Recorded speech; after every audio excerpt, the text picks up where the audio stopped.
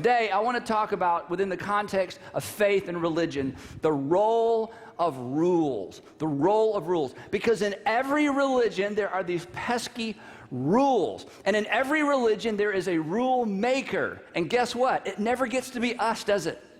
Maybe we should, wouldn't it be great just to start your own religion? You go, I'm going to start my own religion, and I'm going to make the rules. But in every single religion, we run up against rules. There's like the 5 pillars of Islam, there's the 10 commandments, there's the Sermon on the Mount, and every single, and the Sikhism has a long list of rules or things you're supposed to do. Buddhists have principles. I mean, everybody has kind of this list of things. And again, because we don't get to make the rules, we find ourselves kind of butting up against them. And then there's this whole thing of I grew up in a Christian home and Christian faith, and, pastor of a Christian church, so I can kind of poke fun at Christians a little bit. I won't poke fun at the rest. But in Christianity, it's really weird because we have all these different versions. First of all, you have Catholic and Protestant. And then within Protestant, there's like 1 million different applications, right? So I grew up Baptist, and we had our set of rules.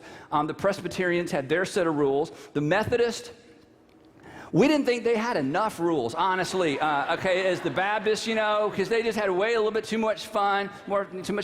Catholics, that was a whole kind of different thing.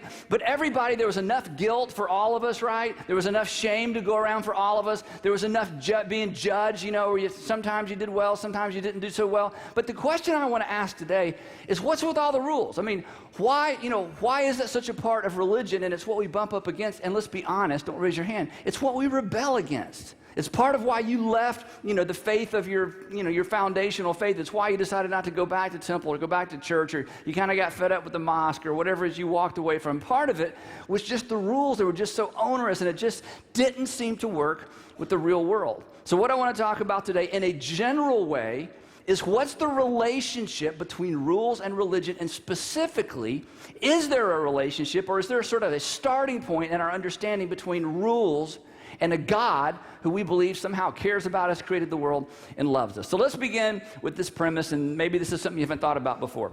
Rules always assume some kind of relationship. Wherever you have rules, there is some kind of relationship. Whether it's, secular or in a religious sense, wherever you find rules and you find yourself where you're accountable to a set of rules, in any sphere where you are accountable to a set of rules, you are in some kind of relationship. Now, to help us understand this and to get our discussion going, I've made up some categories, okay? I just made these up. If you have better categories, go right ahead. But for example, there's like the family model of rules, and then there's the club model. The family model was, you were born into a family, and you were a part of the family, and then your parents started making rules.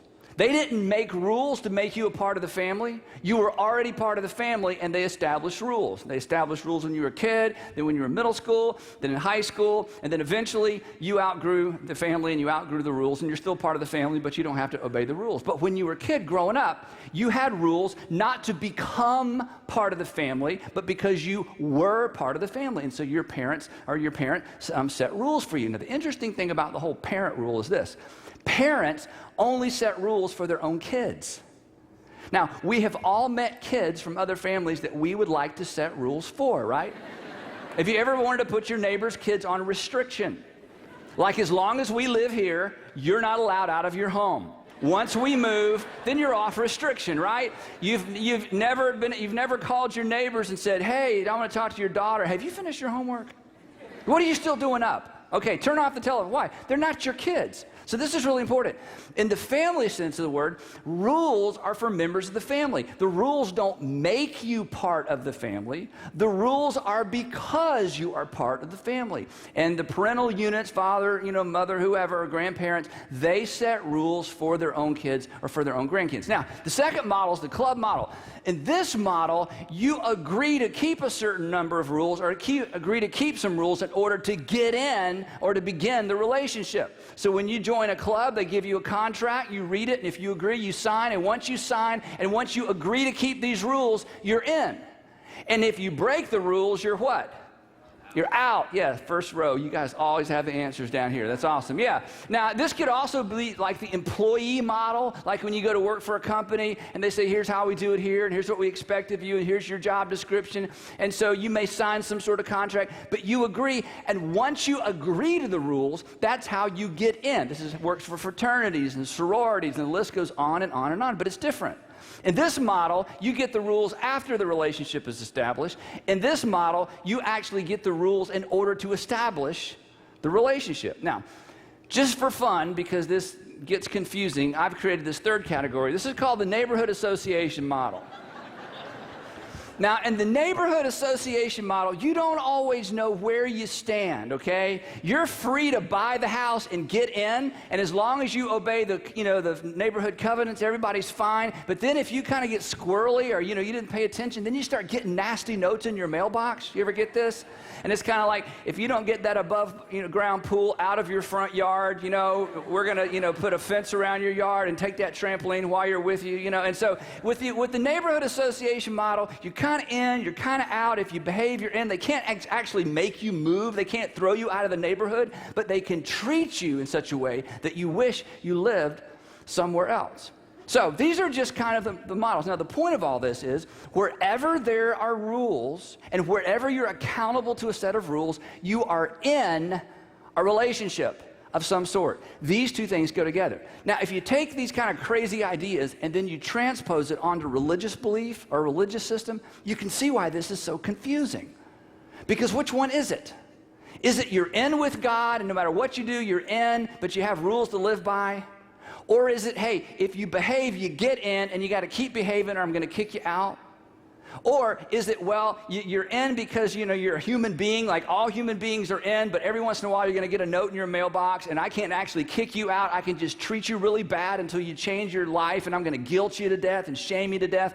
And I will never be fully happy with you as a human being, but I will put up with you for a few years on this planet. Now, the interesting thing is when I throw all those categories out, some of you begin to think theologically, and others of you begin to think emotionally. Because all of us, as we kind of sort through this, is there a God? Is there a personal God? How does all this work? There's such an emotional component to this. Because some of you were taught this, but you feel like this. Some of you were taught this, and you've never, ever, ever felt like you were part of a family, even though the people have told you you're part of a family. So which one is it? And how do we know? And regardless if you embrace Christianity or any of the known world religions, at some point along the way, you're going to wrestle, at least at the conscience level, with how does my behavior line up with God? And what does God expect of me? And when am I in? And when am I out? And how in the heck am I supposed to know? So, to help us wrestle this question to the ground, or at least create a framework for your own struggle with this, I want us to go all the way back to one of the oldest set of laws ever given. It's not the oldest, but it's about the third oldest in terms of human history. And it's the most well documented because it found its way into Jewish literature and Christian literature and Islamic literature, believe it or not. And it's the one that's the most well known, and we call it basically the Ten Commandments. Around 1446 BC, the Ten Commandments shows up on the planet, given to God, supposedly. Christians believe that, and Muslims believe that, and Jews believe that. You got to figure that out for yourself. Supposedly given to Moses by God, the Ten Commandments. Now, the interesting thing about Ten Commandments is nobody knows 10 of them. We only know 2. Okay? So just real quick, all right, just your favorite, you only know 2, I promise. You might know 3, okay? But most of you know, don't commit adultery, and don't steal, or, you sort of, in your mind, there's sort of, in there, be honest and tell the truth one's sort of written in there. But other than those 2 or 3, we don't know. The other thing you don't know about the Ten Commandments, but after today you will, is if somebody handed you a Bible and said, are you sure it's in there? You pick up the Bible and go, I'm sure it's in here. Where is it? And you're like, it's in here. So I'm going to tell you where to find the Ten Commandments. The next time it comes up, not only will you know more than one, you'll be able to say, I know exactly where that is. So just repeat after me. And if you're watching this at home alone or with a group, just participate or on television. Here we go. Say Exodus 20. One more time. Exodus 20. So where's the Ten Commandments? See, that was probably worth getting up or switching something on or coming to church for today. Right. Exodus chapter 20. Now, before we look at them, real quick, if you weren't here last week or if you were, I want to kind of tie all this together because last week we talked about Abraham, okay? Abraham's huge and, in many of the oldest world religions. Abraham, so I want to kind of catch you up so we can have a little history that connects all these dots. So here's what happened. Abraham was promised by God that he was going to be a nation. One day you're going to be a nation. The problem is Abraham didn't have any children till he was old. And as he was getting older, he kind of panicked. So he said to his wife Sarah, hey, or maybe actually Sarah said to him, Abraham, look, I can't have children, but my handmaiden can. So, whatever, and see, maybe we can kind of have a kid. So they do, and his name is Ishmael. And then later on, Sarah turns up pregnant. She has a son named Isaac. So as it turns out, Abraham actually ends up with 2 sons. Now here's something interesting, and you can read this on your own. In Islam, Ishmael is considered the son of blessing.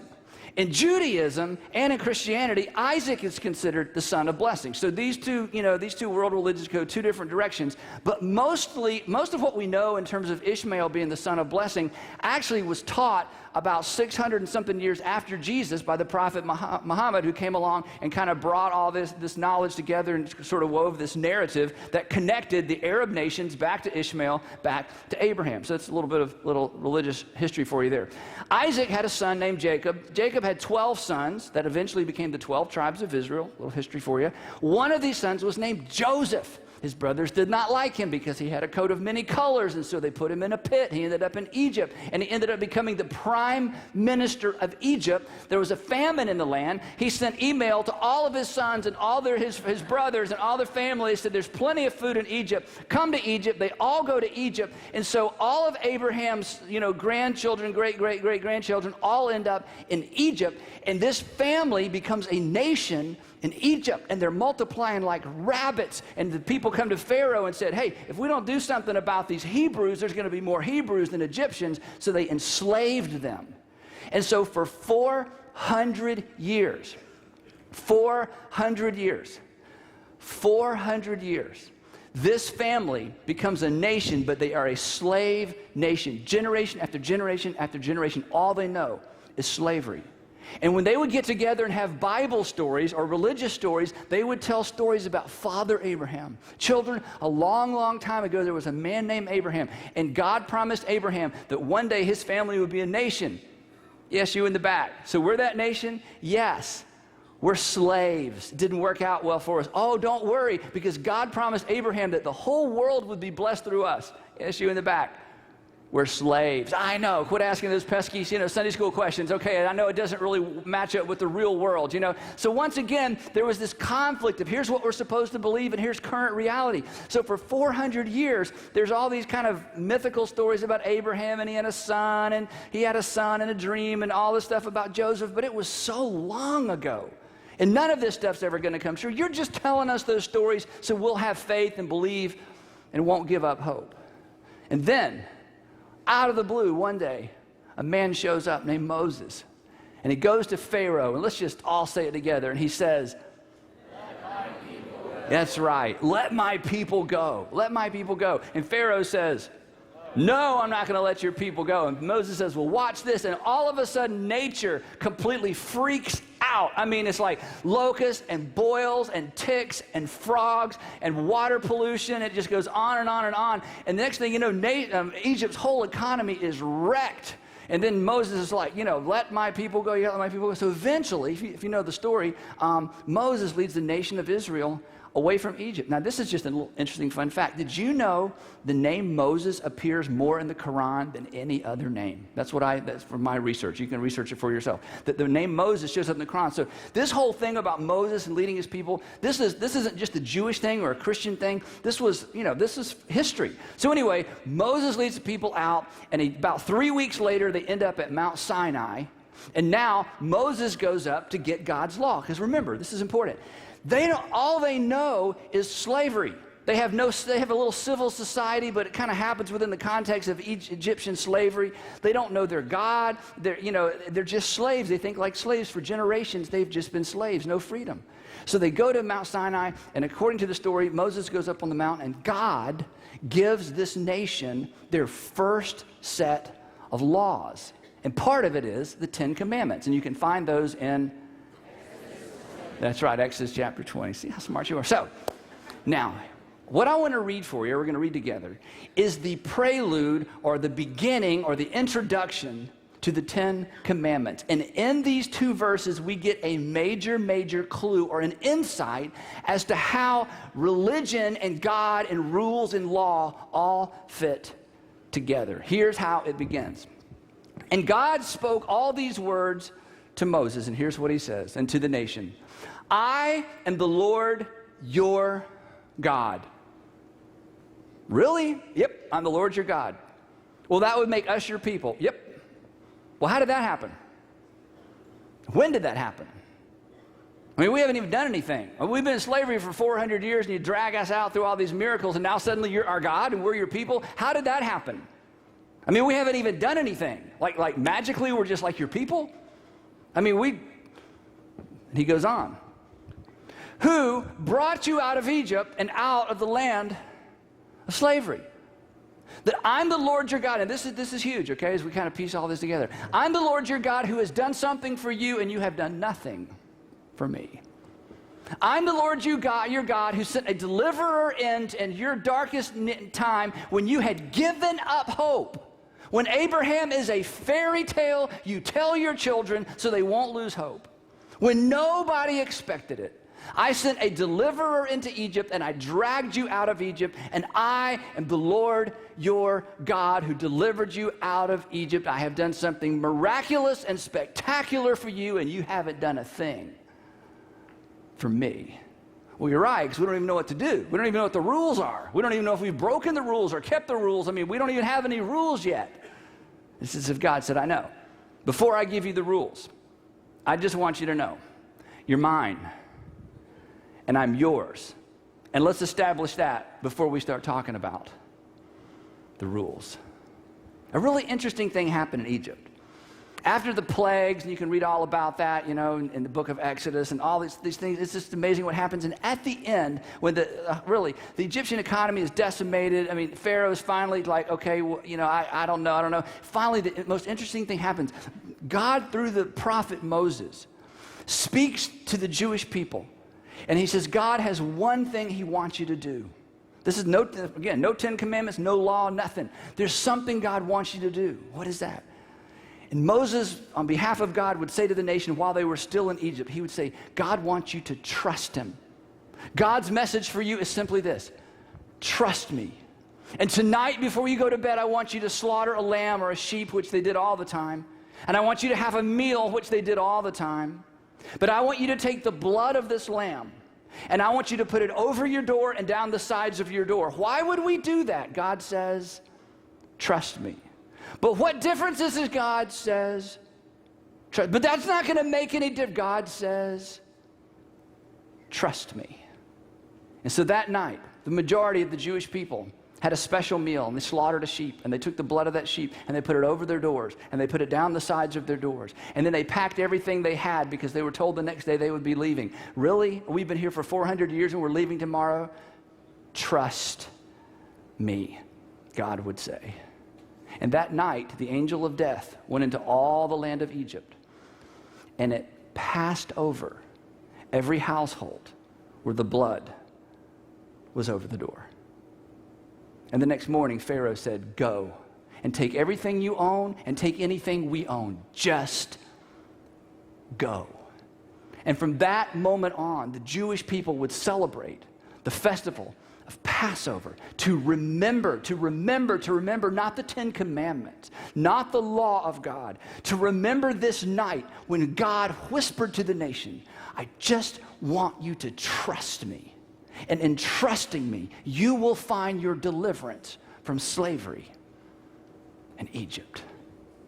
And 3 weeks later, they're gathered at the foot of Mount Sinai. And God says, okay, now I'm going to give you some law, but let's make sure we don't forget the most important thing. I am the Lord your God. You are my people. I'm the one who delivered you from slavery. Now there's some things I want you to do as we learn to live together and as I help you live together. And then he gave them their first commandment. Now this is amazing. So here's the first commandment, and it's not a thou shalt not. The very first commandment in the 10 Commandments is this. First commandment, you shall have no other gods before me. To which collectively the whole nation went, duh. Really? That's it? Okay, let me get this straight. You deliver us from slavery. Our children have a future. Our grandchildren have a future. We're going to have our own land. We have our own God. We have our own leader. And all you want us to do is make sure we have no other gods before you. You can put a check in that box. Of course we wouldn't have any other God before you. Who can compete with the God who wrecked the economy of Egypt, embarrassed Pharaoh, and delivered us from slavery? You are our God. What do you have after that? Now here's the point of all that. Here's something to think about. The 10 Commandments were a confirmation, not a condition of their relationship with God. The 10 Commandments were confirmation. It wasn't a condition. It's like, okay, I'm going to give you 10 things, and if you do these things, you can be my people. If you mess up 5 out of the 10, then, we'll see. But if you get to 8, okay, I'm going to get me some more people. This is so important. The 10 Commandments, the oldest law, this is 1,500 years before Jesus. This is 2,100 years before the prophet Muhammad. As far back as we can go and connect law to God. And it didn't have to be this way. It could have been completely conditional. But in the very beginning, as far back as we can go, God made it clear to the nation of Israel, you are my people even though you haven't done a thing to deserve it.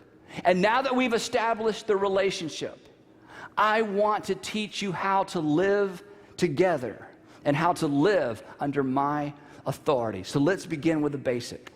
Just don't have any other gods than me. And what else do I need to do to demonstrate the fact that you can trust me?